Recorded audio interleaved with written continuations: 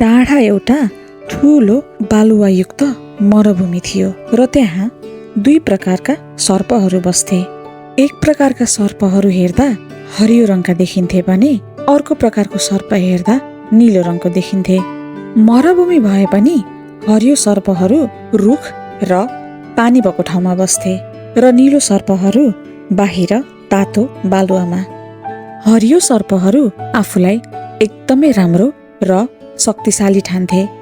उनीहरूले त्यो नीलो सर्पहरूलाई आफू बसेको ठाउँमा त आउन पनि दिँदैन थिए।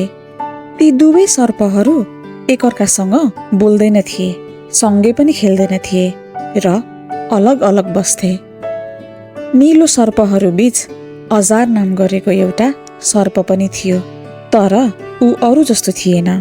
अजारलाई झै झगडाहरू भने कहिले पनि मन परेन र ऊ कसैलाई पनि डराउन चाहँदैनथ्यो।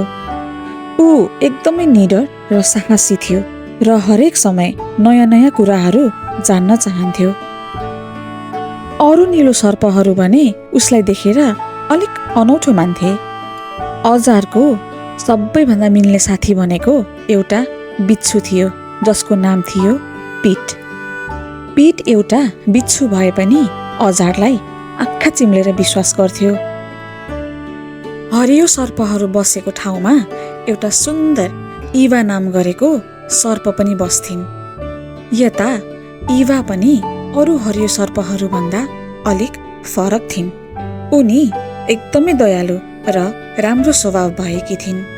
आफू जति नै राम्रो स्वभावको भए पनि इवालाई एउटा ठुलो समस्या थियो, किनभने उनको बुवा हरियो सर्पहरूको नेता थिए र अलिक कडा स्वभावका थिए।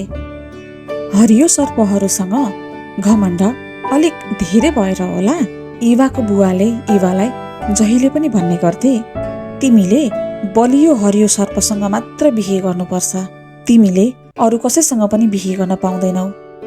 इवा आफू अलिक फरक भएर होला आफ्नो जीवनसाथी आफै रोज्न चाहन्थिन्। उनलाई बलले रोजेको जीवनसाथी होइन, मनले रोजेको जीवनसाथी चाहिएको थियो। एक दिनको कुरा हो, अजार र पिट कसैलाई थाहा नदिकन चुपचाप हरियो सर्पहरू बसेको ठाउँको नजिक गए र त्यहाँ अजारको भेट इवासँग हुन्छ। सुरुमा त एकअर्कालाई देखेर दुवैजना डराए, किनभने हरियो र नीलो सर्पहरू अहिलेसम्म एकअर्कासँग कहिले कुरा गरेका थिएनन्, या भनौँ उनीहरूले एकअर्कालाई कसै मन पनि पराउँदैनथे।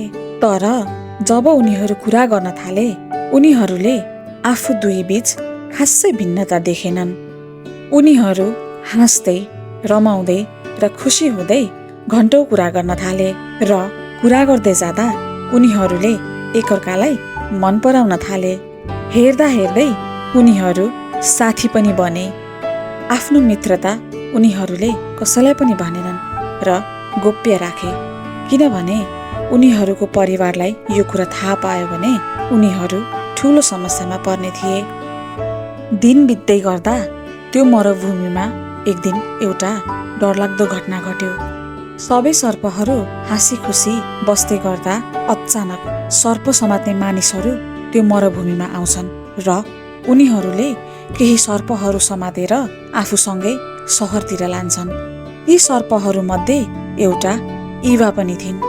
ती सर्पहरूलाई मरुभूमिबाट यति टाढा एउटा सहरमा लगियो कि जहाँ त्यहाँ भएका सर्पहरूलाई जान निकै गाह्रो थियो। हरियो सर्पहरू एकदमै चिन्तित थिए, किनभने इवा त्यो मानिसहरूको जालमा परेकी थिइन् र हरियो सर्पहरूलाई त्यो मानिसहरू भएको बीचको ठाउँमा जान एकदमै डर लागिरहेको थियो। अजारले त इवालाई मनैदेखि मन पराएको थियो, त्यसैले होला उसले इवालाई एक्लै छोड्ने त कुरै भएन। अजारले एउटा ठुलो निर्णय गर्छन् र भन्छन्, इवालाई बचाउन म जान्छु। त्यहाँ भएका सबै सर्पहरू छक्क पर्छन् र मनमा नै सोच्छन्, सानो नीलो सर्पले नेताको छोरी बचाउने? धेरै सर्पहरू बीच धेरै कुरा भइरहेको थियो, तर अजारले कसैको कुरा सुनेन। उसले त मात्र इवालाई सम्झिरहेको थियो। यात्रा जोखिमपूर्ण थियो, तर पिटले अजारको साथ कहिले छोडेन र पिट अजारसँगै त्यो यात्रामा आए। अजार र पिटले त्यो मरुभूमिको लामो यात्रा पार गर्दै गए। उनीहरूको त्यो तातो घामको यात्रा एकदमै थकित थियो। त्यो यात्रामा कहिलेकाहीँ डर लाग्ने अवस्थाहरू पनि आए, तर अजारले कहिले हार मानेन। त्यो यात्राले त दिनदिनै उसलाई अझै साहसी बनाउँदै गयो। यता भने त्यो सर्प समाउने मान्छेहरूले इभा र अरू सर्पहरूलाई टोकरीभित्र थुनेर राखेका थिए। ती मानिसहरूले एउटा सर्कस चलाउँथे र अन्य मानिसहरूलाई सर्कस देखाउनको लागि उनीहरूले इभालाई नचाउने गर्थे। इभालाई त्यो सर्कसमा त्यसरी नाच्न कति पनि मन पर्दैन थियो। उनी एकदमै डराएकी थिइन्, तर उनले विश्वास भने कहिले छोडेकी थिइनन्। उनलाई सधैँ लाग्थ्यो कि अजार आउनेछ र उसलाई बचाउनेछ भनेर। अन्ततः धेरै दिनको लामो यात्रापछि अजार र पिट सहर पुगे। उनीहरूलाई सहर एकदमै ठुलो र अनौठो लाग्यो, जहाँ हो हल्लाहरू धेरै थिए। सहरमा इभालाई खोज्दै जाँदा अजार र पिटले थाहा पाउँछन् कि मानिसहरूले पैसाको लागि सर्पको छालाहरू बेच्दा रहेछन् भनेर। अब त जसरी पनि उनीहरूले आभा र अरू सर्पहरूलाई छिट्टोभन्दा छिटो खोजेर बचाउन पर्ने थियो। यता सर्प समात्ने मान्छेले त्यो जालमा भएको सर्पहरूमध्ये एउटा सर्पलाई लिएर उसको छाला निकाल्न नै लागेको थियो र त्यही समयमा ठ्याक्कै अजार र पिट त्यहाँ आइपुग्छन्। सर्पहरूलाई बचाउने क्रममा अजारले माथि छतमा भएको पङ्खालाई भत्काइदिन्छन् र तल झारिदिन्छन्। त्यो पङ्खा तल झरेर जुन खोरमा सर्पहरू बन्दिएका थिए त्यो खोर नै फुट्छ र सबै सर्पहरू बाहिर निस्किन सफल हुन्छन्। यो देखेर इभा एकदमै खुसी हुन्छन् र उनले बुझ्छिन् कि अजार र पिट साँच्चै नै उनीहरूलाई बचाउन त्यहाँ आइपुगे। यो सबै घटना देखेर सर्प समाउने मान्छेलाई एकदमै रिस उठ्छ।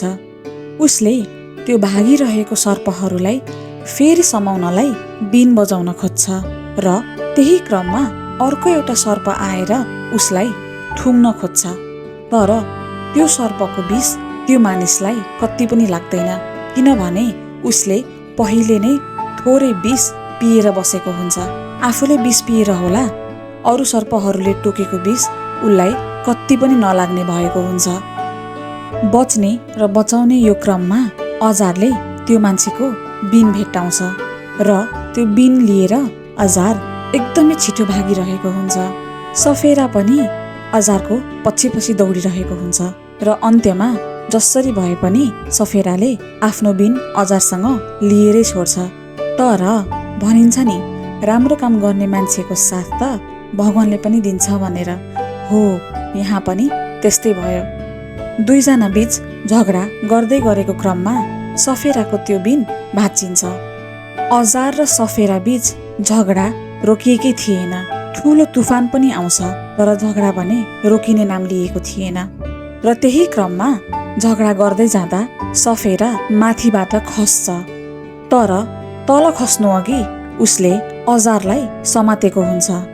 आफूलाई बचाउन र तल नलड्नलाई सफेराले अजारलाई यति बेस्कन समाउँछन् कि यो सफेरा तल झर्दा अजारको छाला नै निस्किन्छ। सफेरा भुइँमा खस्छ र यता अजार पनि बेहोस भएका हुन्छन्।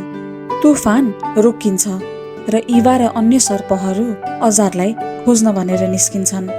उनीहरूले अजारलाई बेहोसी हालतमा भेट्टाउँछन्। यो देखेर इभा र अन्य सर्पहरूलाई एकदमै नरमाइलो लाग्छ, तर बिस्तारै अजारको होस उनीहरूले आएको देख्छन्। सफेराले गर्दा अजारको एक पत्र छाला नै निस्किएको हुन्छ, तर अब भने उसको जिउमा नयाँ छाला आएको हुन्छ, जुन एकदमै पहिला भन्दा अझै सुन्दर हुन्छ। जब इभाले थाहा पाउँछिन् कि अजारले उसको लागि भनेर यति धेरै जोखिम उठायो, उसले अजारलाई अझै धेरै मन पराउन थाल्छिन्। तर कहानी भने यहाँ सकिएको थिएन। त्यो भुइँमा लडेको सफेरा फेरि त्यो सर्पहरू बिचाउँछ र सबैलाई मार्न खोज्छ। र त्यही बीच अब भने त्यहाँ बिच्छू पिट आउँछ र पिटले आफ्नो पुच्छरको सहाराले त्यो सफेरालाई ठुङ्गिदिन्छ र सफेरा पिटको बिखले त्यही ढल्छ। र यसै गरी पिट र अजारले सबै सर्पहरूलाई बचाउन सफल भए। जब उनीहरू मरुभूमि फर्किए सबैजना छक्क परे, किनभने सानो नीलो सर्पले नेताको छोरी र अन्य सबै सर्पहरूलाई बचाएको थियो। अब हरियो सर्पहरूले बुझे कि अजार कहिले पनि कमजोर थिएनन्। ऊ एकदमै साहसी र दयालु थियो। इभाको बुवाले पनि बिस्तारै बुझ्छन् कि साँचो शक्ति रङमा होइन मनमा हुन्छ भनेर। दुई समूहका सर्पहरू बिस्तारै मिल्न थाले। अजार अब सामान्य नीलो सर्प मात्र रहेनन्, उनी सबैको हिरो बनिसकेका थिए। हरियो र नीलो सर्पहरू मिलेर बस्न थाले र अब भने इभा र अजारलाई आफ्नो जीवनसाथी रोज्न कुनै रोक थिएन। यो कथाले हामीलाई के सिकाउँछ थाहा छ नानी बाबु हो? यो कथाले हामीलाई सिकाउँछ कि यदि कोही आफूभन्दा फरक देखिन्छन् भने पनि हामीले उनीहरूलाई नराम्रो गर्नु हुँदैन र साहसिक कामले जो कोही पनि जहिले पनि अरूको हिरो बन्न सक्छन्। अहिलेलाई यो कथा यही सकिन्छ। अब हामी फेरि भेट्छौँ अर्को कहानीमा। यो कहानी चाहिँ सहारा मुभीको एडाप्टेसन हो है।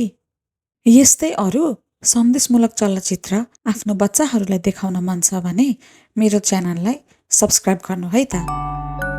मेरा प्यारा नानी बाबुहरू, यस्तै राम्रा अरू कहानीहरू सुन्नका लागि मेरो च्यानल सब्स्क्राइब गर्नुपर्ने हुन्छ। त्यसैले आफ्नो आमा बुवाहरूलाई मेरो च्यानल सब्स्क्राइब गरेर बेल आइकन क्लिक गर्नु भन्न नबिर्सिनु है। सबैजनालाई धेरै माया।